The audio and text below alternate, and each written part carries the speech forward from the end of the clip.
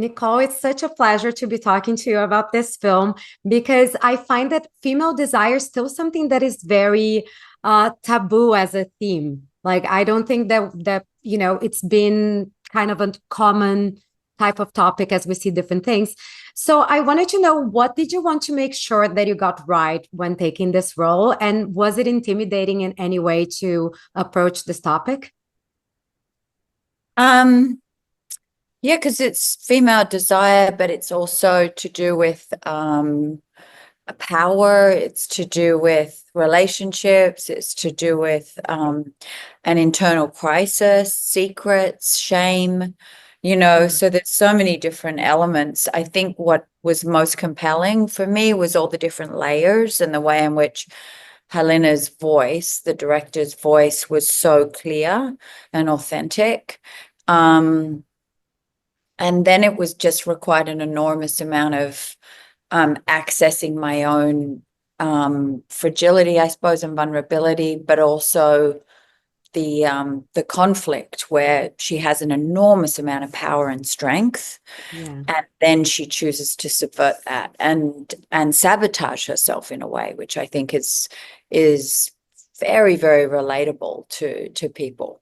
So that's what I related to in the screenplay. And I just loved that it was something I had never seen before. This wasn't something where I could go, okay, well, this is just like that. Or there was no other film I could reference that was similar to it. So that's where I was like, okay, so this is new ground, new territory. Absolutely. And it's interesting because we do see that counterpoint of the strength of being a very powerful woman, but also like allowing herself to be vulnerable. One thing that I always ask, because one of the outlets that this is for has very much to do with fashion, is the costume aspect. Yeah. Like how did the costume help you get into that character on both sides as well? And was there any specific piece or even like an accessory that helped you connect most with those two sentiments that you have? Well, not I mean, sentiments, but the heels that Kurt and Bart are amazing designers. They're the costume designers.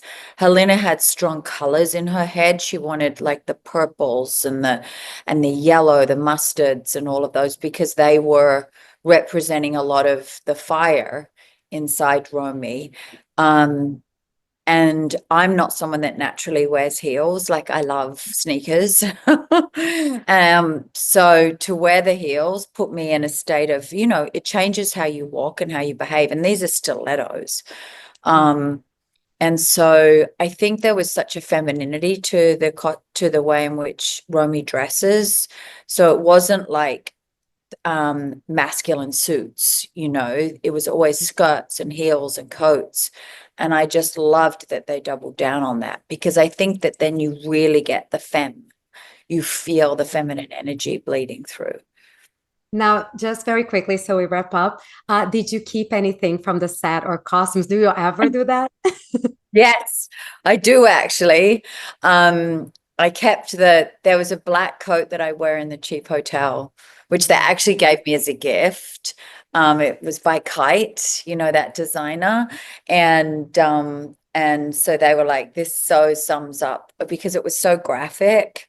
And it's the most gorgeous coat. So that was the one thing I got. Everything else, I'm usually like, no, I'm done with the character. I don't want this character lurking around. And it would be very jarring if you wore the costumes in your real life, But that I was partial to. I love that. It's a great jacket. I think you made a good You know decision the there. jacket. Yeah, Yeah. yeah, I know. It's a Yeah. beautiful silhouette. Thank you so much. Congratulations again. It's a great film Thank and you. you did an amazing job. Thank you so much. Thank you so much.